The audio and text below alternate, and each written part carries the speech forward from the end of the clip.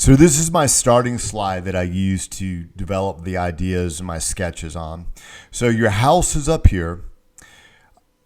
Going down these steps, it's very, very steep and pretty difficult to traverse. So my idea was to pull from my experience climbing in the mountains of North Carolina and make this realistic to be able to, for y'all to walk up and down it. I also wanted to make it so it would be realistic for a golf cart to go up and down it. So I have a pathway that starts up by your house. It goes across the slope, turns, and then comes down to a lower patio. And then there's some ideas that we're going to develop in this area as well. So let me show you what that looks like. So in this photo, you can see your house just a little bit. We're starting from the driveway side. The path comes around. There's a landing right here. I put this here because I'd like to have steps that come down to meet this landing. Then we go down a pathway. Probably have to build this area up here. And then this is a patio space in this location. I have to give this area some more thought, and I have to do some measurements on it. But in the simplest form, we would continue to arch through here and then come down to the dock. So again, this is a rough draft. So let me go back to this. See these X's? These X's represent where I'm going to take the next couple of photos.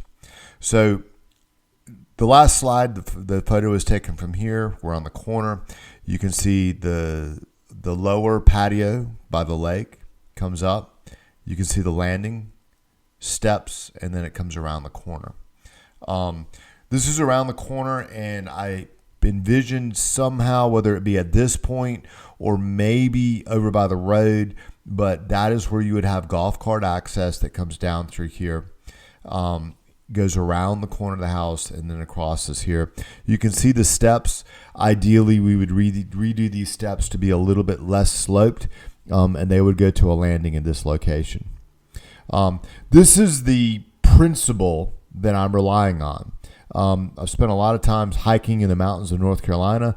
I've been on some really steep mountains, and this works out extremely well. We would want to refine it, obviously, for a landscape, but this is the principle that we would be employing. Here you can see that in action. Now, we would be probably using machinery and not by hand like these fellows, but you can see the general principle at play here. I use this slide because this is the spirit of what I feel like would look best on your landscape. In other words, still embracing nature and working inside of nature versus just sort of bulldozing it all and having something that looks very, very refined. That's the vibe that I get, but give me your feedback on it. In this particular slide, what I've done is I've added in plantings. Now, for the sake of ease of maintenance, I haven't covered this whole area with plants. I think, simply put, some ferns in this location, maybe some trailing plants like purple heart setcretia. As you come up through here, more ferns on either side, and then maybe some Japanese maple over here, and then we can see other things to do in this location.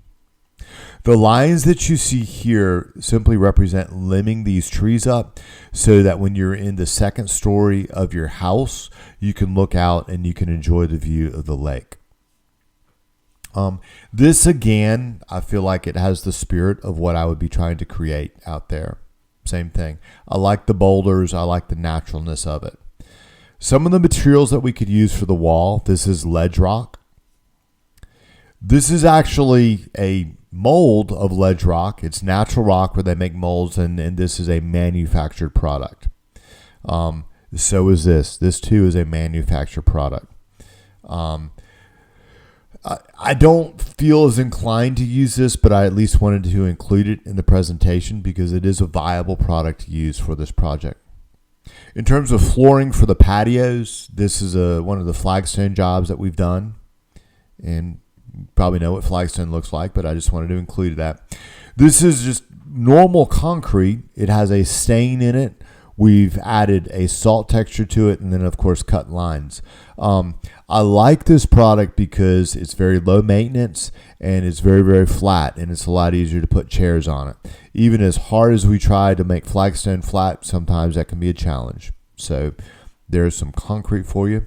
Another job we've done just using natural flagstone, but it's been cut. This product is a little bit more expensive because of the manufacturing process that goes into it.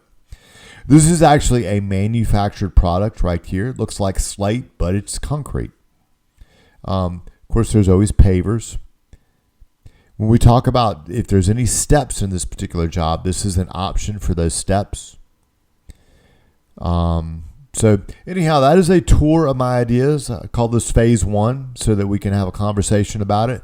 This is a rough draft and it is a conversation starter. But those are my additional ideas about how to get from point A to point B with interest, style, and ease. Thank you so much, Corey with Creative Habitats.